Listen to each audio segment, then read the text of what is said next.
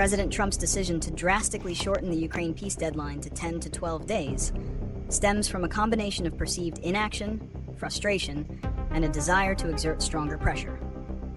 Primarily, Trump expressed profound disappointment in President Putin. He indicated that despite numerous discussions and an initial 50-day ultimatum, Russia has failed to demonstrate a genuine commitment to ending the conflict. This perceived lack of progress, coupled with continued intense bombardments of Ukrainian cities, including recent reports of attacks on a prison and medical facilities, has evidently led to Trump's increased impatience.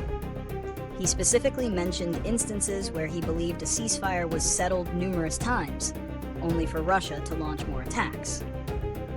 Another key reason is the belief that waiting longer is pointless if the outcome is already clear.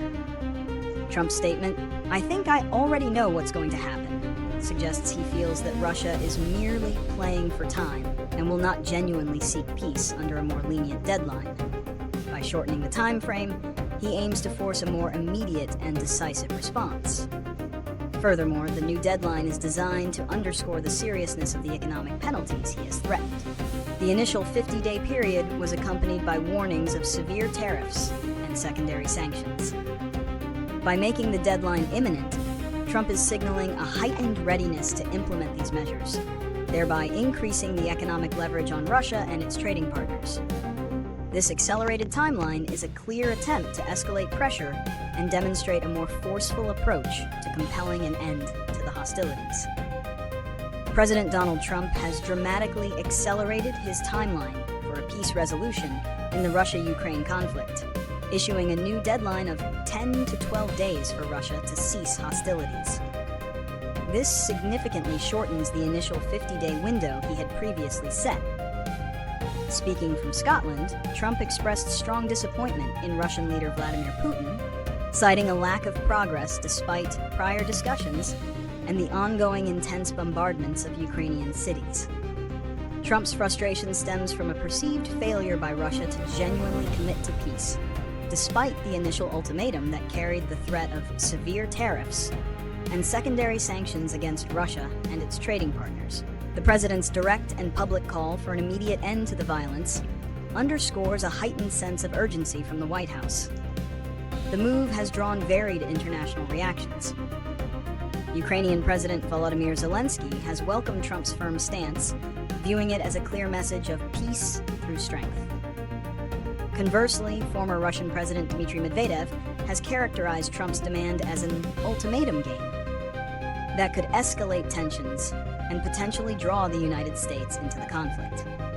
The Kremlin, for its part, has acknowledged Trump's statement, but has offered a terse response, stating that its special military operation continues. The coming days will reveal whether this tightened deadline prompts any significant shift in the protracted conflict. President Trump's drastically shortened 10-day deadline for Ukraine peace is likely to create immediate ripples, but may not fundamentally alter the conflict's trajectory. Immediate reactions.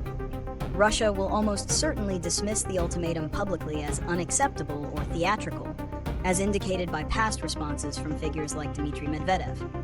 However, behind the scenes, it might prompt some internal discussions within the Kremlin about potential escalation or de-escalation strategies, particularly concerning the threatened secondary tariffs, which could genuinely impact their economy and major trading partners like China and India.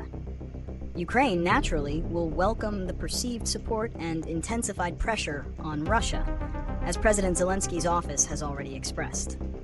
On the ground, the shortened deadline is unlikely to produce a sudden peace agreement given the deeply entrenched positions and ongoing fighting. Russia's military operations are primarily driven by its strategic objectives, not external ultimatums. Therefore, we might see a continuation of bombardments and ground offensives, possibly even an increase in activity as a show of defiance, or to secure more territory before any potential new measures take effect. International implications. The EU and NATO allies will likely be put in a difficult position. While they generally support peace in Ukraine, they may be wary of a unilateral US ultimatum, especially one that could trigger severe economic consequences globally if secondary tariffs are imposed. There might be diplomatic efforts to understand the specific consequences Trump intends and to coordinate a more unified approach.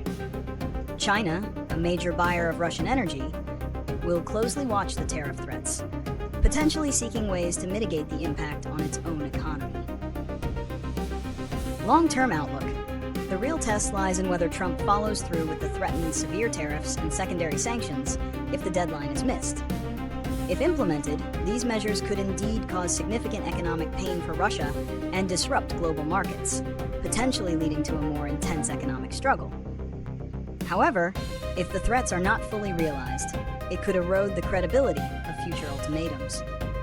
Ultimately, a lasting peace in Ukraine will likely require sustained, multilateral diplomatic efforts and a fundamental shift in Russia's strategic calculus, which a short deadline alone is unlikely to achieve. Achieving a lasting peace in the Russia-Ukraine conflict, especially under a strict deadline like President Trump's 10-day ultimatum, presents immense challenges and necessitates a multi-pronged approach. One crucial solution involves intense, high-level diplomatic engagement. This would require direct, perhaps even continuous, negotiations between Russia and Ukraine, facilitated by neutral third-party mediators. Countries like Turkey, which has successfully brokered prisoner exchanges and grain deals in the past, or even a consortium of nations, could play a vital role. These talks would need to move beyond general statements to address core disagreements, including territorial integrity, security guarantees for both sides, and the future status of disputed regions. Concurrently, economic pressure must remain a key lever.